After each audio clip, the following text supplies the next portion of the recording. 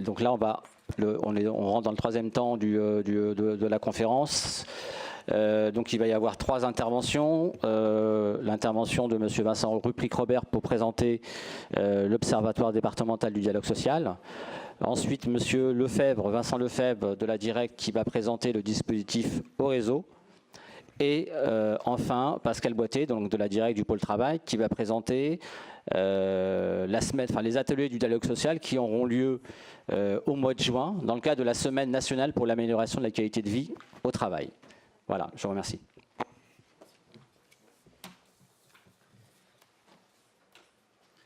Bon, merci Hakim, et puis merci Maroussia, et merci aux entreprises en tout cas qui ont... je crois que l'appui au dialogue social, à la négociation collective, c'est quelque chose d'essentiel. Et la DIRECT, on sera vraiment présent à vos côtés tout le long de l'année là-dessus. Et c'est ce qu'on veut faire vivre dans le Val d'Oise, effectivement, c'est comment prendre appui à la négociation collective et comment aider les partenaires syndicaux, professionnels à la négociation collective, et spécifiquement dans les TPE-PME, puisque on va dire que les grosses entreprises ont les capacités de le faire plus facilement que les petites et les moyennes, en tout cas. Ce que je voulais dire, effectivement, c'est l'observatoire départemental, en fait, des dialogues social qui est institué dans chaque département. Dans le Val d'Oise, on a effectivement déjà commencé effectivement une réunion deux fois, je crois, ou déjà, mais officiellement, il va être installé officiellement maintenant. C'est tripartite, puisqu'il y a à la fois les organisations syndicales de salariés. Donc dans le Val d'Oise, ici, on aura la CGT, la CGTFO, la CFDT et la CFE-CGC. Et pour les organisations professionnelles d'employeurs, nous aurons le MEDEF-MEVO, la CPME et l'UDP. Les autres organisations professionnelles syndicales n'ayant pas répondu. Donc on va essayer de faire une réunion, je pense, de fin mai, Vincent, je crois. Et puis pour effectivement bâtir ça. Alors, il y a au niveau du décret de la loi, bon, l'objet, c'est quoi? C'est de faire le bilan annuel du dialogue social, particulièrement dans l'entreprise de moins de 50 salariés, mais on le fera effectivement pour toute entreprise. Ça, c'est extrêmement important. Il faut savoir qu'au niveau des accords collectifs, quand même, en France, vous avez, en 2015, il y a eu 42 200 accords déposés au niveau des accords d'entreprise. Dans le Val d'Oise, c'est plus d'1 millier d'accords déposés chaque année. Et je pense qu'effectivement, avec les négociations qui vont se développer, je pense qu'il y aura de plus en plus d'accords. Voilà. Ça, c'est des chiffres importants quand même pour montrer la qualité du dialogue social. Et sachez aussi, je prends une petite anecdote, on dit que la CGT ne signe pas. 85% des accords d'entreprise sont signés par la CGT. Voilà, par exemple. La CFDT, c'est 92. Voilà. Des chiffres quand même importants, montrer que sur le terrain, dans les entreprises, il y a une véritable négociation, un véritable dialogue qui sont opérés. Et tant mieux d'ailleurs. Alors, une autre caractéristique de l'observatoire départemental, il peut être saisi par toute organisation syndicale salariée ou organisation professionnelle d'employeurs de difficultés rencontrées dans le cadre d'une négociation collective. Donc, effectivement, un syndicat, un employeur peut faire appel à cet observatoire qui peut effectivement, alors à nous après de voir comment au niveau du plan d'action qu'on pourra développer dans cet observatoire, comment effectivement répondre à ces demandes-là. Je pense que on le voit aujourd'hui avec la RACT, on le fait. Demain, on peut le faire avec... on a quelques personnes chez nous à l'UD départementale qui pourront effectivement aussi appuyer des choses. On verra si on peut le faire aussi dans le cadre de réunions spécifiques dans telle et telle ville ou de... Je sais, enfin, voilà. Tout est à comment dire, à créer, à développer. Je pense qu'on... Voilà. Donc ça, c'est un plan d'action qu'il faudra mettre en œuvre dans le cadre du observatoire départemental, que ce soit pas effectivement une structure X encore et administrative. Hein. C'est quelque chose qui doit être vivant en tout cas. Et puis il doit apporter aussi, cet observatoire doit apporter son concours et son expertise juridique aux entreprises dont ce ressort dans le domaine du droit social. Donc effectivement là, c'est bien un appui à l'aide à la négociation collective, au dialogue social dans tout le territoire. Et ça effectivement c'est ce qu'on fera, c'est ce qu'on développera. Et d'ailleurs, une des premières expérience, structure qu'on va, premier outil qu'on va faire, c'est la mise en place d'ateliers de log social qui vont être que Pascal Boité va vous présenter ici, et on le fait également là encore en partenariat avec la RACT, comme Hakim l'a rappelé, la semaine sur la qualité de vie au travail. Donc ça tombe bien. Et on compte bien effectivement développer à nouveau ces ateliers d'appui au dialogue social, à la négociation collective en fin d'année. Enfin, on verra les agendas. Pascal, à toi.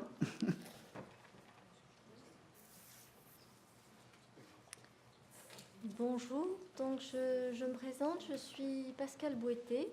Donc, au sein de l'unité départementale du Val d'Oise de la Directe Île-de-France, donc je suis la responsable de la politique du travail. Donc, c'est un pôle qui comprend notamment les unités de contrôle, lesquelles regroupent les sections d'inspection du travail.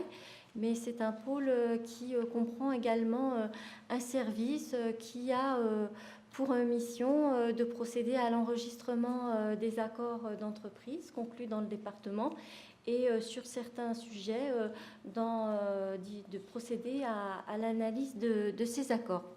Donc nous avons souhaité profiter de l'opportunité de cette matinée qui était consacrée au dialogue social dans le Val d'Oise pour vous faire une annonce.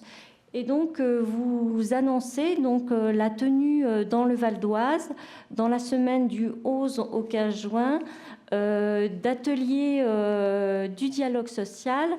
Le hasard du calendrier ayant bien fait les choses, puisque cette semaine correspond à la semaine choisie par l'ANACT pour organiser la semaine nationale pour l'amélioration des conditions de travail. Alors, quelle est la philosophie de ces ateliers ? Eh bien, cela vous a été expliqué tout à l'heure au début de cette conférence. Le législateur, a souhaité rapprocher au plus près de l'entreprise la définition et l'élaboration de la règle de droit, laissant ainsi aux partenaires sociaux cette responsabilité de définir, alors qu'on l'a vu, l'ordre public fixe des principes, de déterminer aux partenaires sociaux, soit au niveau du groupe de l'entreprise ou de l'établissement, de définir la règle de droit. Donc il est bien évident que dans un tel contexte, il appartient à l'État, que l'État a pour mission d'informer, d'expliquer, d'appuyer, voire de susciter la négociation et favoriser la conclusion d'accords collectifs. Tout ça, bien évidemment, dans le respect de l'autonomie des partenaires sociaux. Donc, à cet effet, nous vous proposons, dans un premier temps, au cours d'une session qui se tiendra au mois de juin, et si ça marche bien, on envisage de vous proposer une seconde semaine en septembre. Donc on vous propose le principe d'atelier d'une demi-journée. Donc les thèmes abordés, premier atelier consacré au cadre de la négociation collective. Donc vous aurez remarqué qu'on vous propose le même atelier le lundi, le matin et l'après-midi. C'est qu'on s'est dit que le lundi, en général, c'est une journée où il y a beaucoup de comités de direction et donc que ça vous permettrait, en fonction des disponibilités, de vous rendre disponible le matin ou l'après-midi.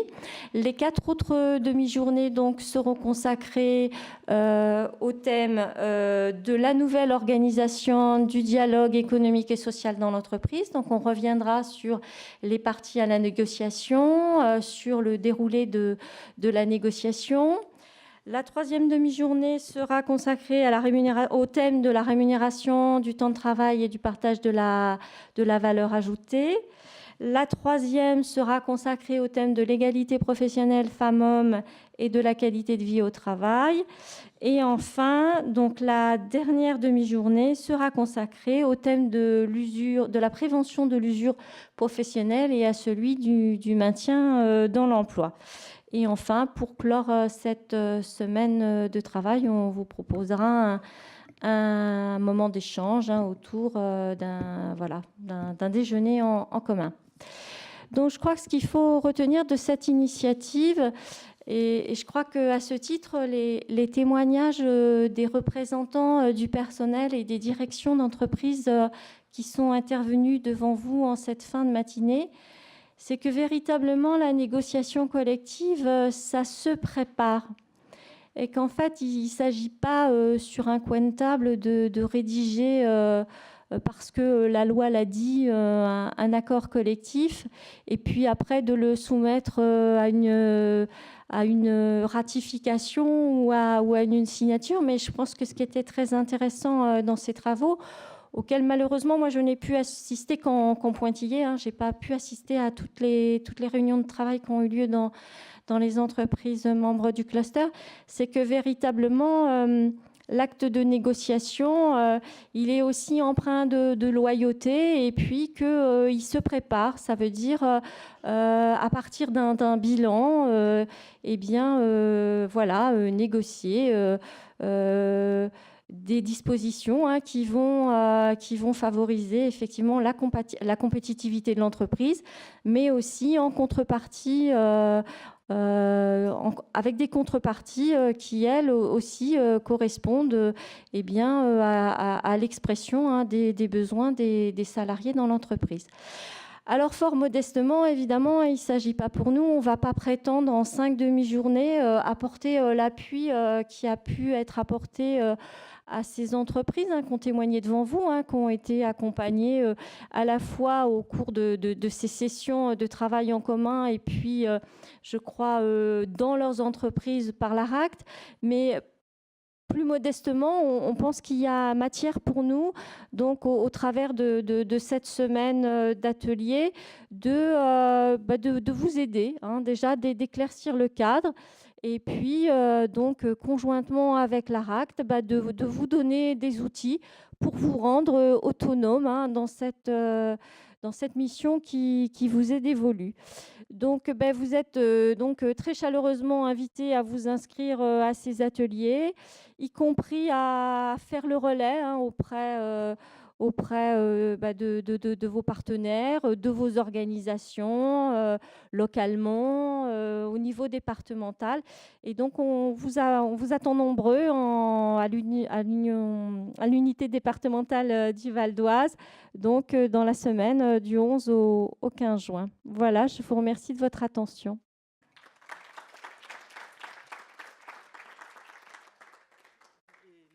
Donc Vincent, à toi pour présenter la réseau.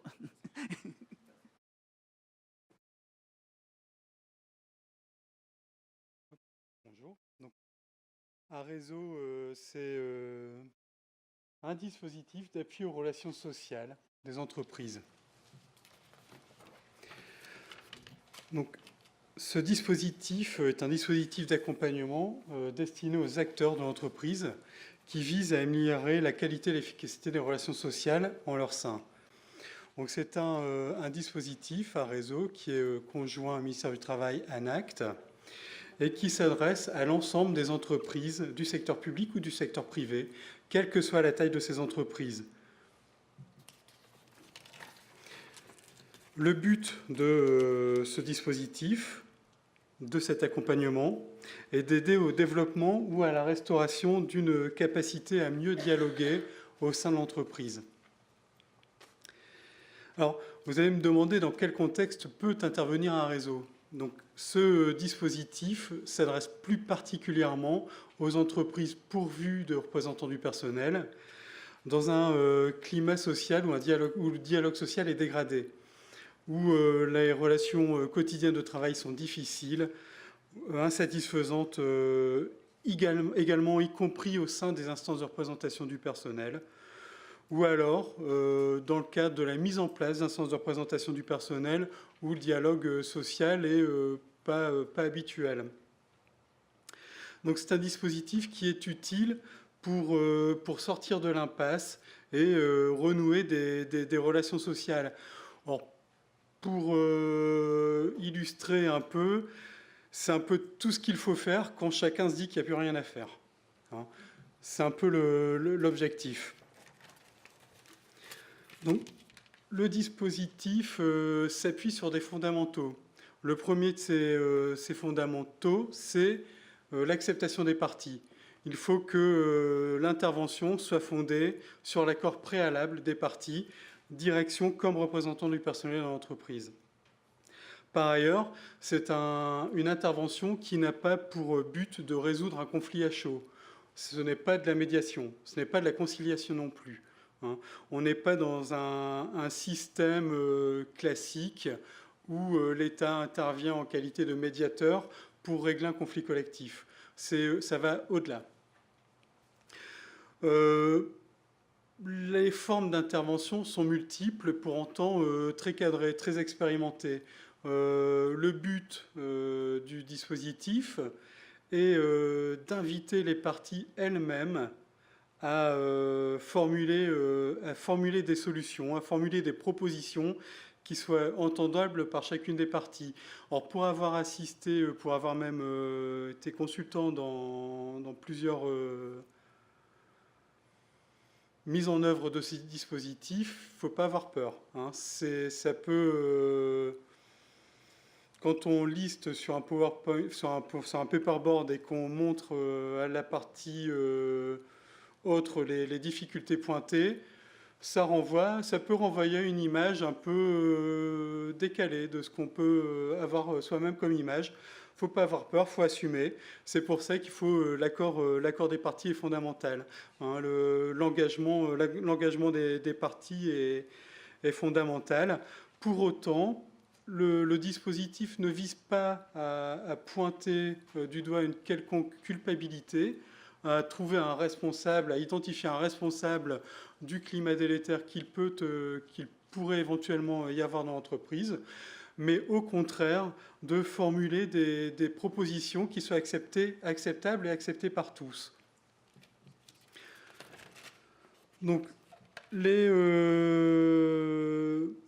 modalités sont différentes en fonction des situations, soit sous forme de séminaires de 3 à 5 jours, qui alternent des temps d'échange collectifs, avec des temps d'échange plus structurés avec l'encadrement par exemple, ou les IRP d'un autre côté, et des croisements des points de vue pour avoir un point de vue collectif et une solution acceptable, ou alors des groupes de travail par catégorie d'acteurs, salariés et encadrants, planifiés sur des durées plus ou moins longues qui peuvent varier de 2 à 3 mois et qui peuvent participer à l'élaboration d'un diagnostic partagé.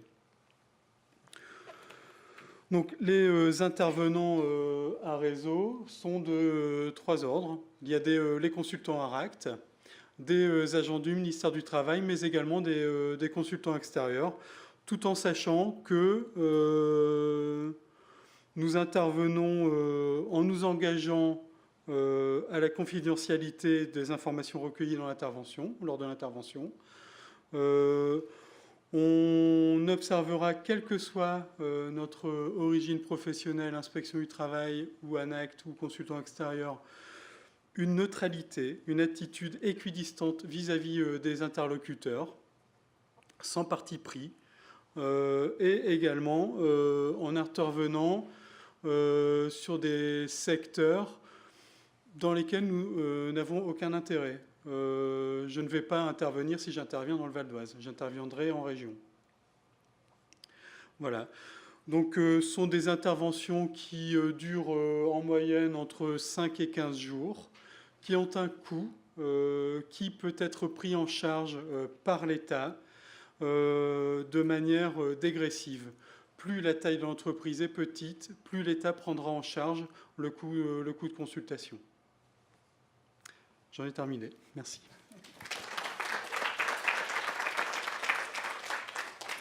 Voilà, donc la boîte à outils augmente. Donc moi, je ne vais pas conclure. Je vais ouvrir et je vais donner la parole aux partenaires sociaux qui sont présents ici pour nous dire, dans le Val d'Oise, comment vous voyez le dialogue social pour le futur. Donc la CFDT, CGTFO, j'en oublie d'autres peut-être. Donc si vous voulez venir dire quelques mots pour ouvrir sur le Val d'Oise votre sens et sur le dialogue social futur, la négociation collective dans le Val d'Oise. D'accord ? Je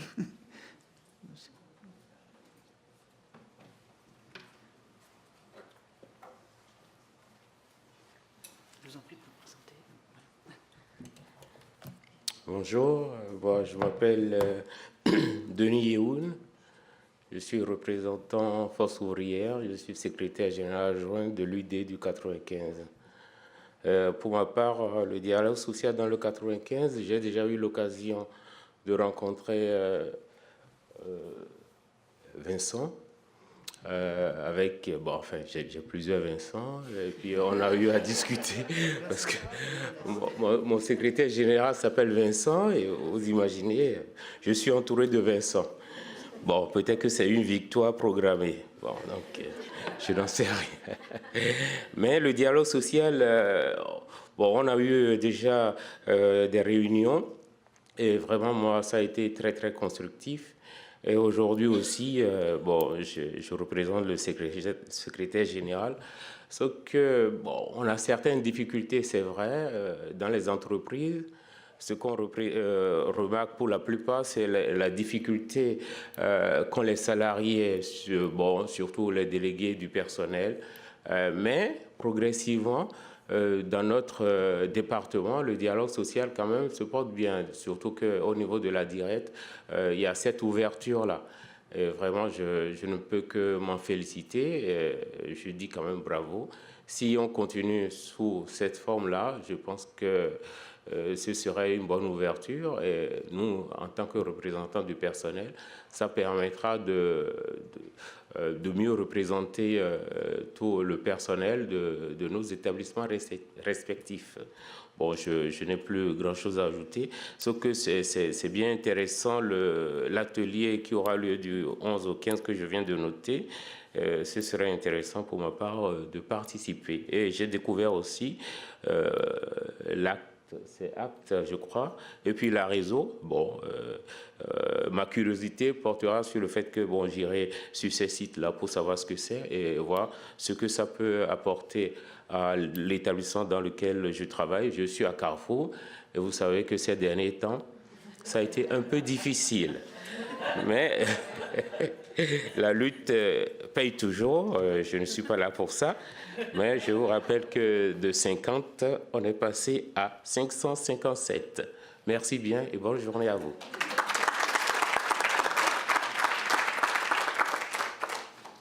Oui, bonjour à tous, Olivier Dacheux, je suis secrétaire général de l'Union départementale CFDT du Val d'Oise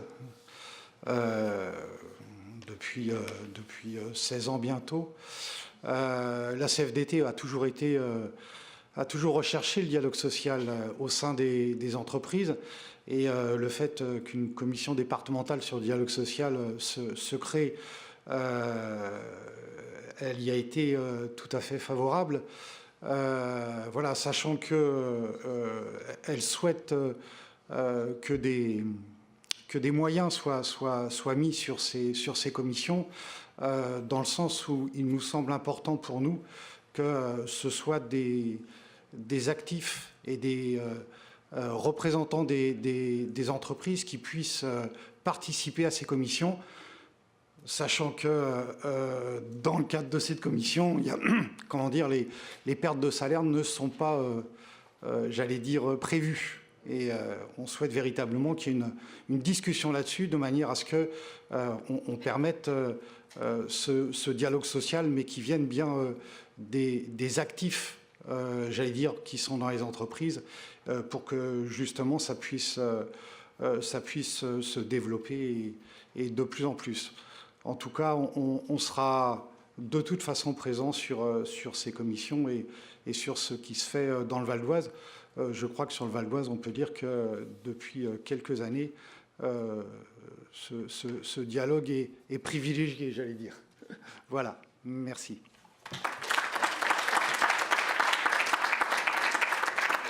Donc, merci à vous. Je retiens donc à nouveau à remercier la Chambre des métiers, les artisanats qui nous a accueillis ici. Et je pense qu'effectivement, c'est symbolique aussi, en sachant que le social doit être vécu particulièrement dans les TPE. Voilà. Donc ça, c'est très important. Merci donc à la Chambre des métiers de nous avoir reçus. Merci à Etna, Manutan, Magnum, Dismo, de votre acuité et votre persévérance, et je pense qu'effectivement l'expérience est enrichissante et vous l'avez montré et démontré. Merci encore une fois à l'ARAC, à Marussia, merci à Hakim, et puis faisons vivre le dialogue social de manière punchy dans le Val d'Oise. Merci à vous toutes et merci à vous tous.